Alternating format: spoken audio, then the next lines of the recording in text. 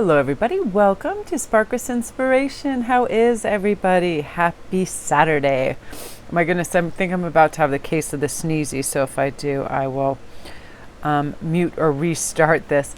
But I love that when I reached in my pile, these were the first three cards that came off because I love quieting the mind. Because just a moment ago, when I woke up from a nap, because I had such a busy morning and Hagen had a game today and there was tons of running around and a lot of going on.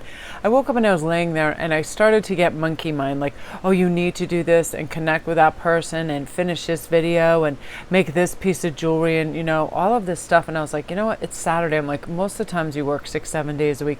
Just sit here for a while and write down and journal and relax and focus on stuff you love. And I felt like it was very calming. So I feel like in order to quiet the mind too, you guys, we can use our artistic endeavors to calm and cure. The moment I started handling my cards and started to channel and read and move some of my beautiful decks around, I started to feel calm. So I feel it's very calming and curing, you know, because sometimes try as we might, stress will find its way even to peaceful moments, right? But the act of creative helps us soothe anxiety, anger, or any kind of depression. It's not just for like professional artists. We all have something to express in an artistic manner. So it could be coloring. All you need is colored pencils, crayons, paper, sketching, writing, photography, singing, playing music as well. I have an affinity with like old classical music and like Enya and Celtic chants. I find it brings down my blood pressure and then I don't feel rushed for anything, right? So music that's soothing, especially if you have that busy mind that's always talking at you that you should be producing. Forget about that. We're meant to relax and imbibe and just existing and observing for a while. I feel like it's healing and it's helpful. Sometimes decorating and redecorating things. Dancing definitely helps. It's a great way too to boost creativity levels. It's invigorating. It shakes away the blues. It also helps creative stagnation. And I read this one thing. I'm going to have a quick sip of water because it was so beautiful and I had forgotten about this thing that I read. And it was about ridding ourselves of artistic blocks. And in it, it was just saying, align yourself, with what do you want to transform and what are these artistic blocks, and let's make them into stepping stones. So there was this image and it said, picture a tree with like a little fairy door at the bottom, a gateway that opens onto a path, an archway. It's covered with flowers and foliage, and pick one of the three and draw it in a following space. This is your portal. So, you could pick this little fairy path and a door. And then to the left or right of your portal is a bench and you can draw the bench. And then you close your eyes and you stare at your drawing and you see yourself in the image carrying a little backpack or tote filled with items. And you don't have to determine what the items are. It's whatever that might be stopping you from creating, right? You think, oh, I have to cook dinner. Oh, I have to answer this phone. Oh, I have to post on social media. That's all we need to know, that there's things in the bag. Now put the bag down on the bench and walk through the portal. And once you walk through, what positive things do you see? What do you do and how do you feel? For me, it would definitely be picking up a book that has new information and a deck of cards and seeing how they relate and integrate. And I would feel like perfect temperature, the sun on my back. It would be beautiful, warm, yellow lighting. There would definitely be flowers and I'd be able to smell fresh, clean, crisp air, things like that. And when the mood strikes you, turn around and come back through. When your items are gone, they were the things that no longer served you anyway. Now, maybe tomorrow, the next day, see if you can get back in your artistic flow. Because that's the thing. We often think that obligations should take the place of our creativity. And it's so not the truth, because who created these obligations? People don't necessarily mean they want you to do something right this second or right away or in place of your creativity, but our mind will play tricks on us and say, oh, I told this person I'd do that. I wouldn't meet them for lunch. I would do this read for them. I would make this piece of jewelry. And we start to like inundate ourselves, and we think also we have to respond quickly to people who message us. I'm one of those people, so at times I have to just take a break and I don't even go on and look anymore, especially if I see consecutive stuff all over DMs. It's like I start to feel inundated and rushed, and that can really quash my creativity, and it can also send me into a place where I feel heavy and oppressed. So every once in a while I have to do a cleanse and just not pick up my computer and just go to work. That's what I love about the crispness of morning and the lateness of night. Crispness of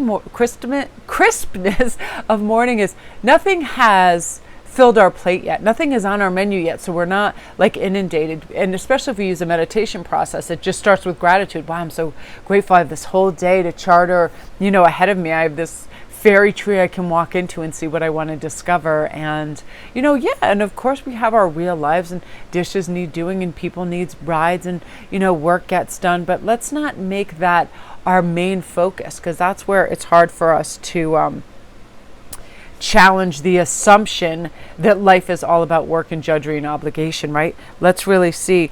Yes, and I love this thing I ran across. I have this great book on this moon spells, and it's in this moon spell journal, and it's really great. And there was part of this that also said, I like this, challenge your assumptions also on who you are. Let's take horoscopes. We'll just dip into that bag. Aries, positive attributes are like they're very ambitious and courageous. But oftentimes in horoscopes, they'll say they're impatient and safe involved. So challenge those. Do you really think that about yourself? And I'll go through and then give it a thought for a moment. Taurus, they are practical and creative, also said to be stubborn and possessive. Gemini, energetic and free, also thought to be restless and confused.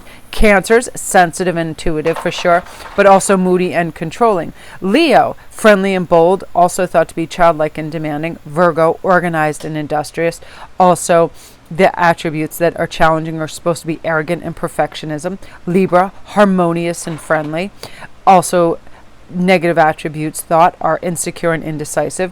Scorpio, empathetic and passionate, thought to be jealous and brooding at times. Sagittarius, open-hearted and adventurous, thought to be rebellious and undiplomatic.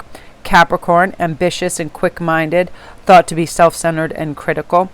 Aquarius, easygoing and independent, thought to be opinionated and distant. Pisces, sensitive and intuitive, thought to be over-emotional and also overindulgent. So these are just some of them. And I remember reading these in all different shapes and forms. Like I very much can remember all the positive attributes, but I remember the challenging attributes also coming up over and over. And it's one of those things where we have to ask ourselves, not anybody or everybody is all of these things or any of these things at any given time, right? I know as a Sagittarius, I am very open-hearted and adventurous, but I am also sometimes undiplomatic and rebellious. Like if I see something and it just really gets me, it's a total unfairness. It's like sometimes, as I've aged, I'm lucky and I've studied, I become more and more diplomatic, because it just doesn't behoove anybody to get somebody to get twisted out of shape. And comment down below if you've heard or thought any of these descriptions of your sign or other signs too. But this is all about getting a higher view on life. And when we take this higher view, we're connected with big picture thinking, inspired ideas, visionary things, the goodness, and we'll see the positive attributes before we'd see any of the challenging ones, right? What do we want to devote our time to, and what's going to have real potency and help us move on and be successful? But I definitely feel like baby steps, action, follow your intuition, even before it makes sense. If it says, let's go do that, let's do that. Because that's sort of like uncharted. See, right? We can do this. Let's go this. The courageous, multifaceted, unique nature of each of us. That's like sometimes, and it's always different. I know for me, sometimes I feel unstoppable. Nothing can touch me, phase me, or derail me.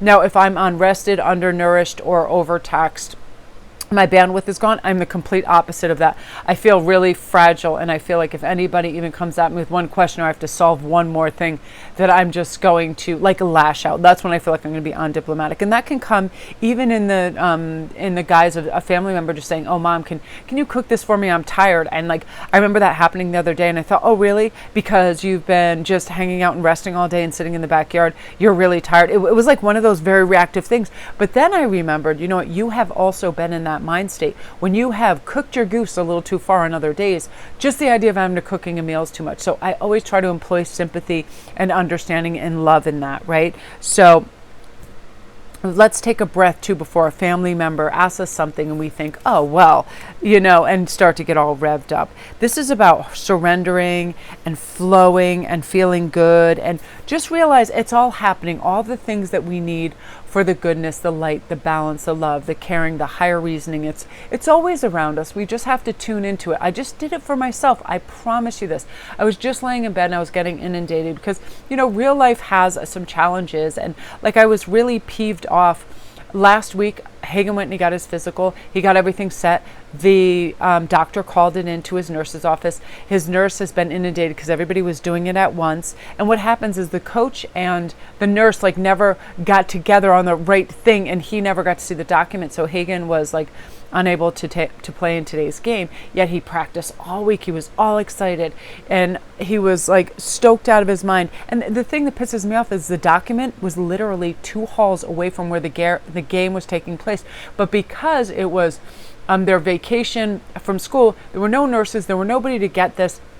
Unfortunately, his doctor was away from the office, and what they needed was a physical piece of paper. And it was just one of those things where just things get glitchy and you don't like disappointments to come in. But then I thought, you know what, he was still able to practice and warm up and be there, and we all got to watch a game together and all of that. But it's like one of those things where, you're trying to organize your home for spring and do all these things. So I was just laying there and my mind was just like, oh, next week you have all this. The kids have their vaccinations. They have all this, and I started to like get into this and I thought, this is no different than last week or the week before. You're just laying here and overthinking. And when we overanalyze and overthink and we're not moving or we're not expressing or creating, it does too much to us. So I definitely implore you, if you're ever just laying there or sitting on the couch and your mind is doing that and starts to spin, just pick up something that's beautiful. It can be a book, it can be a picture. Start doodling. Start giving yourself things to look forward to. Avert the harmful energy that can pop in when this happens. Take a beat, review your intentions, orient your strategies, reset the compass route to what nourishes your soul and not the ego, right? Promise it'll raise your vibration, and when we turn up our frequency to a positive channel, negative forces don't filter through. It's like wearing a protective shield to ward off offensive mental, physical, and spiritual attacks.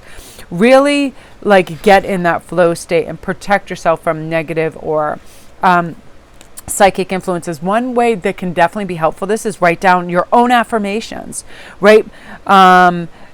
It helps increase your power, your energy, and all of this. During whatever the new moon that's coming on the 11th, I intend to insert your goal and I will achieve this by, and insert the actions that will help you reach your goal. Mine is definitely, listen, the moment that you feel caged in or your wheels are spinning, go directly outside or start working with tarot or painting or your jewelry, and immediately that creative wellspring will come up and you'll feel better. So, start to insert those things so we can get out of that spinning mind circle.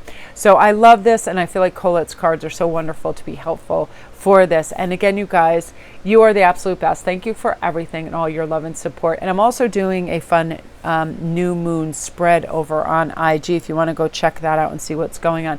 Love and light to you guys. You're the absolute best.